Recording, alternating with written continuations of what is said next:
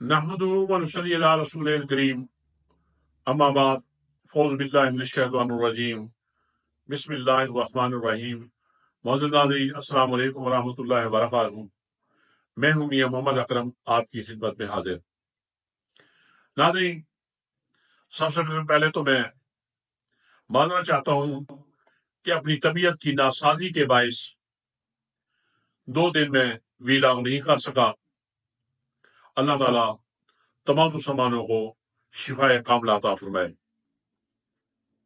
ناظرین، اس وقت جو پاکستان کے حالات ہیں، بے شمار ایشوز ہیں جو غور طلب بھی ہیں اور اس بات کا تقاضا بھی کرتے ہیں کہ ان پہ بحث کی جائے، لیکن حالات ایسے ہیں کہ سب موضوعات کو ایک ہی ویلاگ میں ڈسکس نہیں کیا جا سکتا۔ ناظرین، پچھلے دنوں جو ایک سب سے بڑا سینسٹیو قسم کا ایشو ہے وہ ہے کہ ہماری عدالت عالیہ اور ہمارے چیف جسٹس جناب قاضی فیاض عیسیٰ صاحب نے جو قادیانیوں کے حوالے سے ایک ایسا فیصلہ سنایا ہے جس سے غالب امکان یہی ہے کہ اس سے ملک کے اندر انتشار پیدا کرنے کی ایک کوشش کی گئی ہے۔ وہ فیصلہ یہ کہ قادیانیوں کو تبلیغ کا حق حاصل ہے، اور پھر جس طرح سے انہوں نے قرآن سے استدلال کیا ہے، اس پہ انتہا درجے کا افسوس ہوا ہے کہ اتنے بڑے منصب پر بیٹھا ہوا شخص جو قرآن مجید کا استدلال ہے، اس کا جو موقع محل ہے، اس سے اس کا کوئی تعلق نہیں۔ پہلی دلیل انہوں نے یہ دی ہے کہ لا اکراہ فی الدین، کہ دین پہ کوئی جبر نہیں، کسی کو مجبور نہیں کیا جا سکتا، کسی کے اوپر پریشر نہیں دیا جا سکتا۔ حالانکہ اس سے انہوں نے یہ ظاہر کر دیا ہے کہ شاید قادیانی مظلوم ہیں، یہ بیچارے مجبور ہیں، ان کے اوپر پریشر ہے، لیکن حقیقت اس کے برعکس ہے کہ یہ قادیانی ظالم ہیں، یہ ظلم کر رہے ہیں، یہ زیادتی کر رہے ہیں، مسلمانوں کے ساتھ کر رہے ہیں کہ تحریف شدہ قرآن مجید کے تراجم، اس کی تفاسیر جو کہ گمراہ کن ہے، اس کا یہ مسلمانوں کے اندر پرچار کر رہے ہیں، مسلمانوں میں تقسیم کر رہے ہیں۔ اس سے اور بڑا ظلم کیا ہو سکتا ہے؟ دوسرے جو قاضی صاحب نے دلیل دی، وہ قرآن مجید کا جو ریفرنس دیا، نحنو نزلنا ذکر و ان لہ حافظون، کہ ہم نے ہی اس قرآن کو اتارا ہے اور ہم ہی اس کی حفاظت کرنے والے ہیں۔ اب اس کی حقیقت سمجھنے سے ہمارے قاضی صاحب بھی فارغ ہے۔ مقصد یہ کہ یہ قرآن میں نہیں ہے، اللہ نے اس کی حفاظت کرنے، تو اس کا مطلب کہ ہمارا اس سے کوئی ذمہ نہیں ہے۔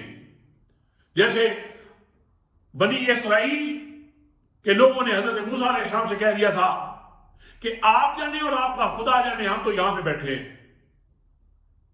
قاضی صاحب کی اگر تھوڑی سی سمجھ کام کرتی تو یہ بات سمجھ لیتے کہ قرآن مجید کی حفاظت کا ذمہ جو اللہ تعالیٰ نے لیا ہے، اسباب کے طور پر جو پہلی رسپانسبلٹی ہے وہ امت محمد صلی اللہ علیہ وسلم کی ہے کہ وہ قرآن مجید کی حفاظت کریں۔ ان کا قرآن مجید کا حفاظت کرنا یہ بھی اللہ کی حفاظت کرنے کے زمرے میں آتا ہے۔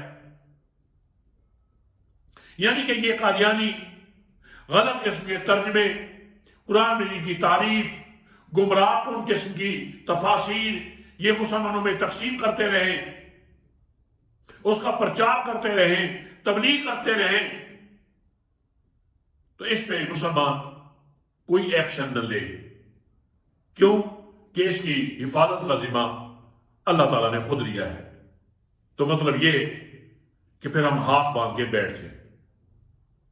ناظرین، پہلی بات تو یہ ہے کہ یہ اتنی ایک منفصل، اس میں تو علماء کا کام ہے میرے جیسا ایک کمزور مسلمان، میں تو اتنا کہہ سکتا ہوں کہ ہم نے اس حوالے سے موٹی موٹی باتیں اپنے ذہن میں رکھنی ہے، اپنے مسلمانوں بھائیوں کے ذہن میں پہنچانی ہے،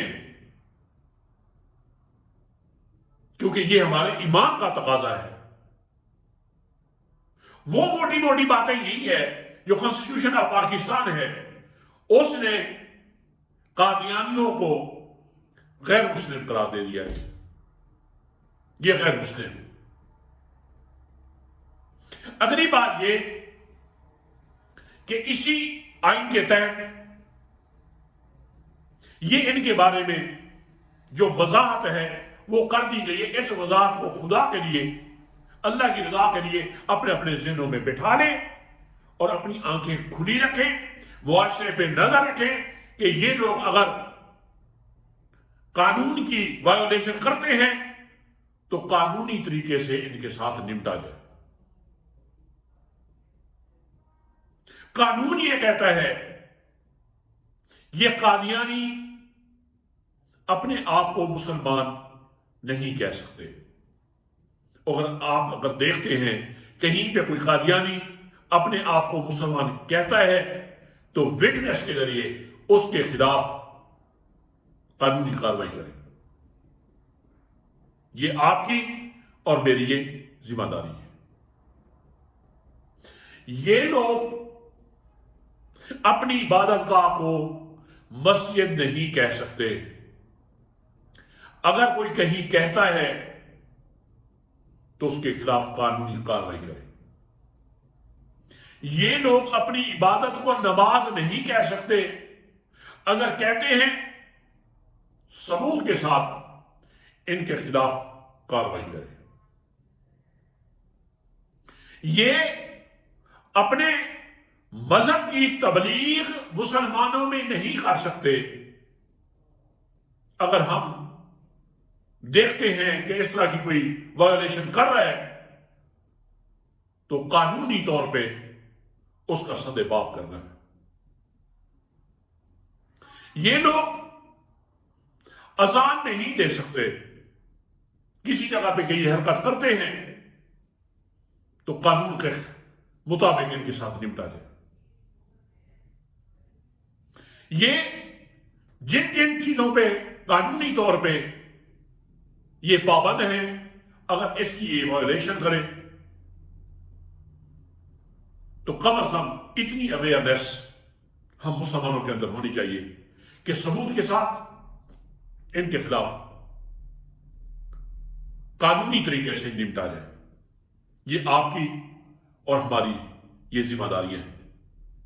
ان کا ہر لحاظ سے ان کا تعاقب کیا جائے کہ کہیں جو لمٹس ہیں ان کی، ان کو اگر یہ تلاش کرنے کی کوشش کریں تو ہم ہر لحاظ سے قانونی طریقے سے ان کا تعاقب کریں اور ان کو قانون کے دائرے میں لا کر ان کو سزا دلوائیں کہ یہ آئندہ اس طرح کی جرات نہ کریں۔ ناظرین، ہم اتنی کوشش ضرور کریں۔ یہ وہ لوگ ہیں جنہوں نے اللہ کے نبی صلی اللہ علیہ وسلم کی نبوت پہ ڈاکہ ڈالنے کی کوشش کی ہے، اور اس کانسٹیٹیوشن آف پاکستان میں جو ان کو غیر مسلم قرار دے دیا گیا ہے، یہ ہماری ریڈ لائن ہے ہر مسلمان کی۔ اس میں شاید اس میں ہر قسم کے مکاتب فکر کے لوگوں کی یہ ذمہ داریاں ہیں، اور ہماری یہ سینسٹیوٹی جو ہے یہ ہم سب کی مشترکہ ہے۔ ناظرین، شیر افضل مروت صاحب نے اس حوالے سے یہی بات کی ہے کہ جو علماء ہیں وہ ورثۃ الانبیاء ہیں۔